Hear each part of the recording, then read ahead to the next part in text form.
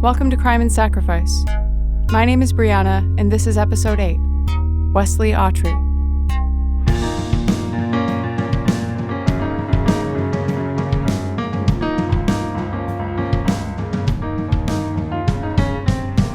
On January 2nd, 2007, Navy veteran and construction worker Wesley Autrey was on his way with his daughters to drop them off at their mom's house before he headed in for work.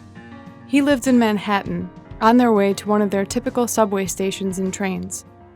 Just as he and his girls were going through the turnstiles at the 137th Street and Broadway station, Wesley could see that there was something happening on the platform as a young man fell to the floor and began shaking in what appeared to be a seizure.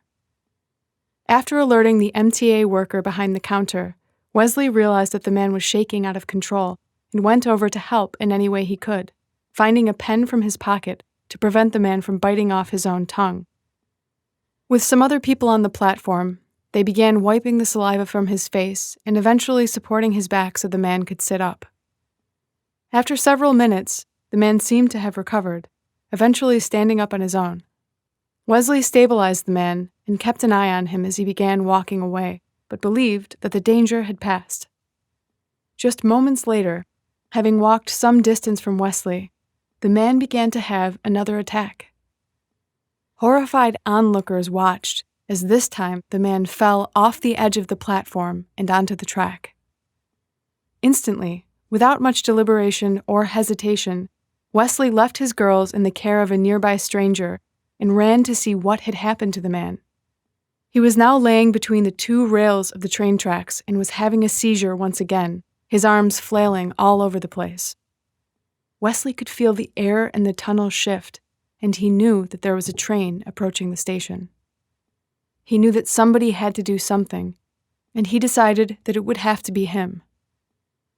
He jumped onto the tracks with the man, still convulsing as the lights of an oncoming train entered the station. Wesley thought about trying to hoist the man up, but he realized that the guy was larger than him, that there wasn't enough time. And so, he made a split-second decision as the driver of the train honked frantically and began braking, though there was clearly not enough time for him to stop. Wesley looked quickly at the oncoming train and realized that there was quite a bit of clearance at that particular station, that he could probably lay on top of the man and hold him down so he stopped flailing, that they could both lay flat and there would be just enough space under the train as it passed. It would be close, but he felt sure that they could make it, as long as he could get control of the guy. Wesley laid down and bear-hugged the man convulsing on the tracks, pressing both of their bodies down into the drainage trough and trying desperately to control the man's movements. The train passed over the top of them as those on the platform gasped, and he could hear his daughters screaming. 1, 2, 3, 4, 5 train cars passed above Wesley's head, just an inch or two above him, before coming to a halt. With relief, Wesley saw that both he and the man that he had pushed down underneath him were unharmed. Wesley yelled out to assure his daughters and those on the platform that they were alive, that he was okay, though the man was still convulsing underneath him and seemed completely disoriented, unsure of what was going on. Wesley soon took on the role of trying to calm the man down that he had saved, learning eventually that he was a 20-year-old NYU student named Cameron Hollipeter. As police and rescue teams worked to get them out from under the train, Cameron asked him if he were dead, if this was heaven. Wesley pinched him and assured him that he was still very much alive.